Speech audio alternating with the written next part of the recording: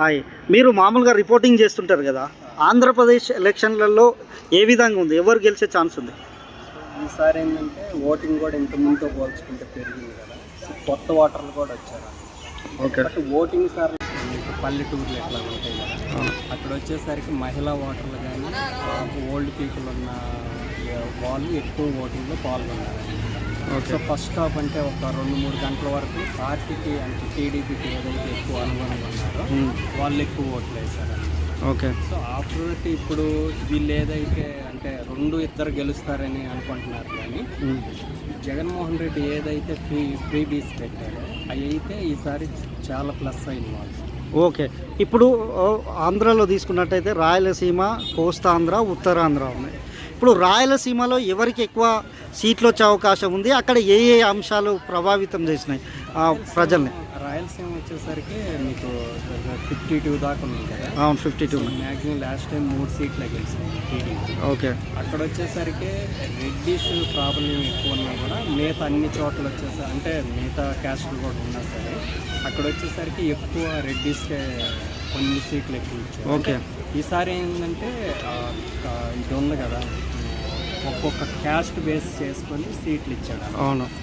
So ఇక్కడ ఏంటంటే ఈ రాయలసీమ వరకు ఎక్కువ ఫ్రమ్ ది బిగినింగ్ అంటే రాజశేఖర రెడ్డి గారు ఉన్నప్పటి నుండి కూడా జగన్కి ఎక్కువ ప్రయారిటీ ఉంది. ఓకే. ఎన్ని సీట్లు గెలిచే ఛాన్స్ ఉంది వైసీపీ? ఇక్కడ అంటే ఇప్పుడు నాకున్న అంచనా ప్రకారం అయితే 45+ ఉందన్నమాట. 45 తగ్గిన 2-3 అట్లాగా తగ్గవచ్చు, కానీ ఎక్కువ సీట్లు ప్రయారిటీ వాళ్ళకే ఉంది.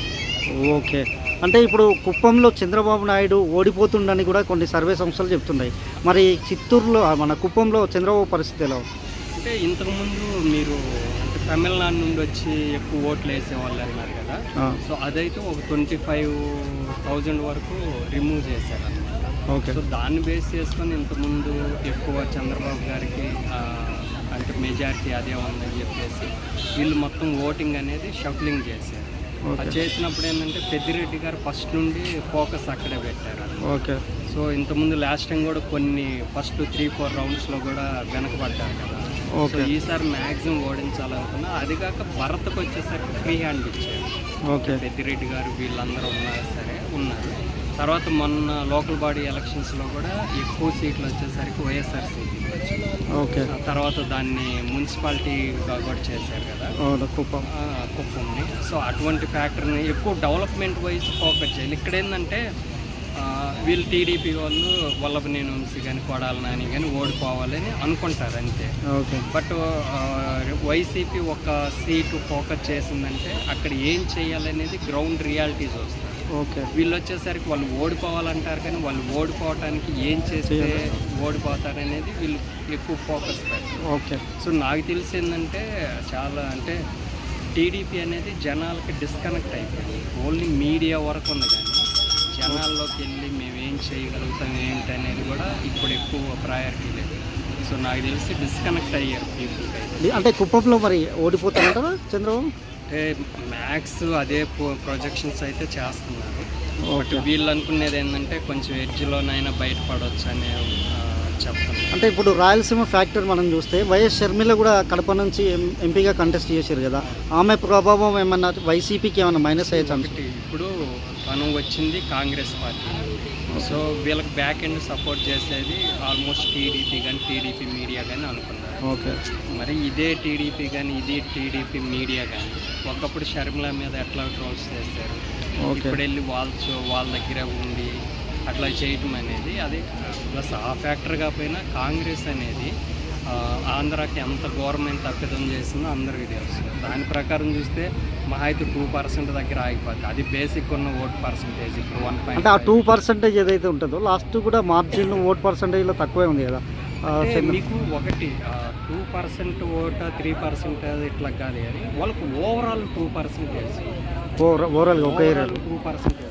ఓవరాల్గా బేసిక్గా మీకు అదర్స్ నిలబడిన 4%, 3%, 6% ఉంది. నోటకు కూడా సేమ్ అట్లా. ఓకే. మళ్ళీ నెక్స్ట్ కోస్తాంధ్రకు తీసుకుంటే అక్కడ ఏ అంశాలు ప్రభావితం చేసినాయి? అంటే నెల్లూరు, ప్రకాశం, గుంటూరు, విజయవాడ ఈ రీజియన్ చూస్తే నెక్ టు నెక్ ఉంది. ఓకే. సో ఇక్కడ ప్రాంతీయ అంటే రాజధాని ఇష్యూ కానీ లేదంటే ఇక్కడ మళ్ళీ నెల్లూరు వచ్చేసరికి కొంతమంది బయటకు వెళ్ళిపోయారు కదా. అవును, కోటంరెడ్డి వాళ్ళు. కోటంరెడ్డి కానీ అంటే ఇక్కడ బలమైన ఆర్థిక వనరులు ఉన్న వాళ్ళు కూడా బయటకు వెళ్ళారు కదా. సో ఈ ఏరియాలు మాత్రం టఫ్ ఉండిద్ది అనమాట. కొన్ని సీట్లు కంచుకోవటం అంటే అద్దంకి ఒకటి, ఓకే, ఇట్లా కొన్ని ఏంటంటే వన్ సైడెడ్గా ఉంటాయి. ఇప్పుడు పీగా మన గన్నవరంలో మన వంశీ కూడా ఓడిపోతున్నారు, లేకపోతే గుడివాడలో కొడాలి నాడి కూడా ఓడిపోతున్నారు అంటూ. మీరు ఇప్పుడు బేసిక్ ఏంటంటే మీడియా చూసేసి వాళ్ళు ఓడిపోతారనుకోగానే ఓడిపోలేరు కదా.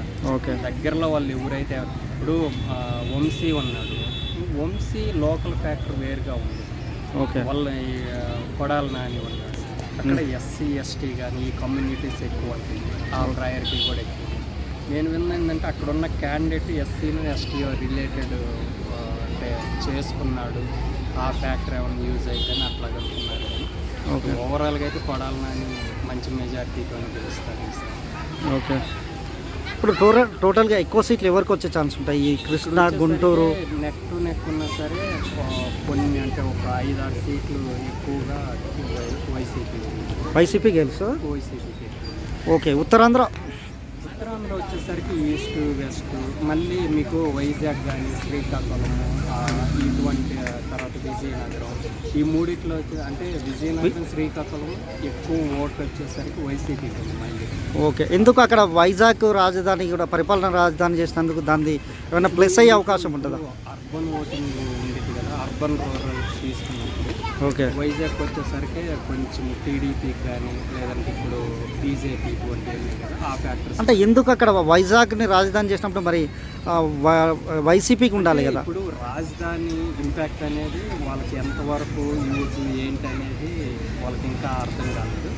బట్ కొంచెం అర్బన్ ఏరియాల్లో కూడా వాళ్ళకి ఫ్రీబీస్ అందినా సరే కొంచెం టీడీపీకి ప్రయారిటీ ఎక్కువ. కమ్యూనిటీ బేస్ చూసుకున్నా కూడా సో వాళ్ళకి ఏంటంటే మీకు సిటీలో లాస్ట్ టైం ఎక్కువ రాలేదు. ఓకే, ఓవరాల్గా అంటే ఇప్పుడు ఉత్తరాంధ్రలో ఎవరికి ఎక్కువ వచ్చే ఛాన్స్ ఉంది? ఉత్తరాంధ్రలో మీకు పవన్ కళ్యాణ్ ఫ్యాక్టర్ అనేది నిజంగా ఎక్కువ ఉంది. ఈసారి ఈస్ట్ వెస్ట్లోనే ఎక్కువ ఉంది అంటారు కదా పవన్ కళ్యాణ్ ఫ్యాక్టర్. మీరు అంటే ఈస్ట్ వెస్ట్ కొంచెం ఉత్తరాంధ్ర డెల్టా ఏరియాకి వెళ్ళిన తర్వాత ఈస్ట్ వెస్ట్, బట్ ఈస్ట్ వెస్ట్లో కూడా ఈసారి ఏంటంటే సీట్లు ఇవ్వటంలో కమ్యూనిటీ బేస్ చేసి ఇచ్చాడు కదా పవన్ కళ్యాణ్. ఈసారి కానీ ఒకవేళ ఇప్పుడు వైసీపీ అధికారంలోకి వస్తే ఇప్పుడు దాకా ఎవరైతే సర్వే సంస్థలు వీళ్ళంతా తీసుకున్నారో ఒక కేస్ స్టడీ అయింది ఏంటి అనేది. ఎందుకంటే మీకు చాలామంది తెలియదు ఏంటంటే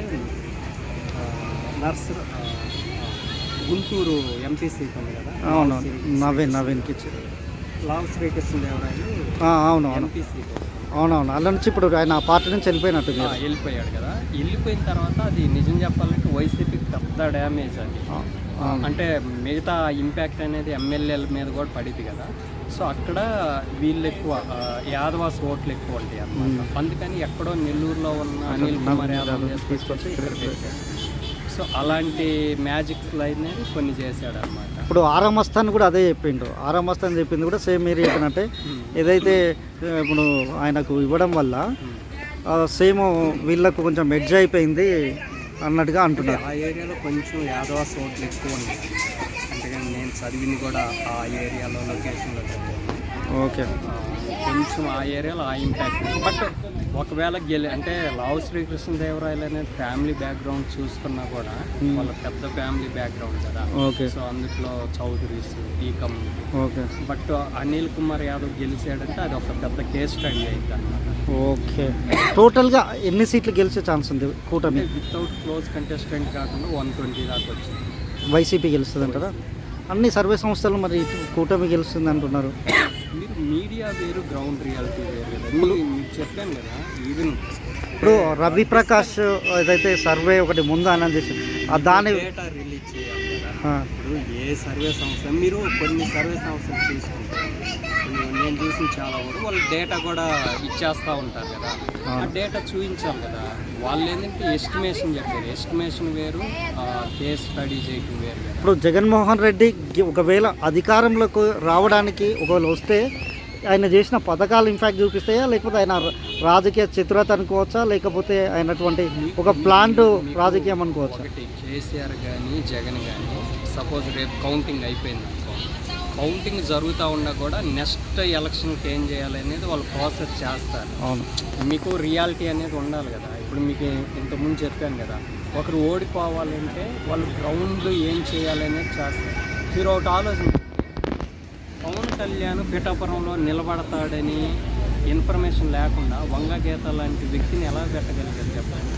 అంటే రాజకీయం డెఫినెట్గా ఆయనకు ఒక ఐడియా ఉండే ఒక ప్లాన్ ప్రకారం. కళ్యాణ్ నార్మల్ పర్సన్ కాదు కదా, ఒక కమ్యూనిటీని ఇన్ఫ్లుయెన్స్ చేయగలుగుతారు కదా. అంటే గీత గారిని తీసుకురావడం వల్ల జగన్కు మైనస్ అయిందని చెప్పుకోవచ్చా? అలాగేముండదు. ఇద్దరు మీరు అట్లా కనుకుంటే ఇద్దరు ఒకే కమ్యూనిటీ నుండి వచ్చారు. సో గీతకి ఎక్స్పీరియన్స్ అంటే మన సిట్టింగ్ ఎమ్మెల్యే మీరు అన్న దాని ప్రకారం చూసి సిట్టింగ్ ఎమ్మెల్యే దొరబాబుకి ఇచ్చి ఉంటే పరిస్థితి ఎట్లుంటాయి, వంగకి గీతకి ఇవ్వడం వల్ల ఇప్పుడు జరిగిందేమో. మీకు ఎగ్జాక్ట్ పవన్ కళ్యాణ్ లాంటి వ్యక్తిని ఎదుర్కోవాలంటే ఆ పర్సన్ మిగతా వాళ్ళు అంత ఇంపాక్ట్ కలిగి ఇంకోటి అంతకుముందు వంగ గీత కూడా అక్కడ గెలుస్తుంది కాబట్టి ఇచ్చారు.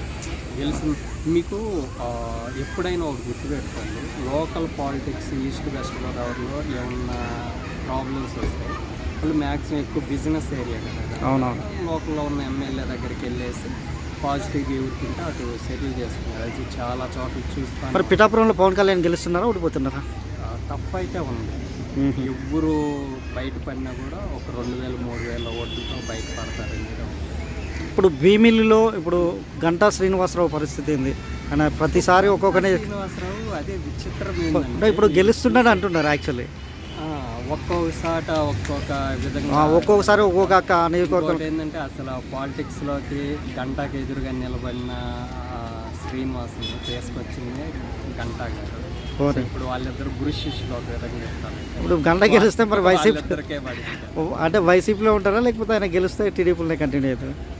ఇప్పుడు వైసీపీ తీసుకోవాలనుకుంటే అప్పుడే తీసుకునేది కదా. సో గంట లాంటి వాళ్ళని భరించాలంటే టీడీపీనా. Okay, thank you.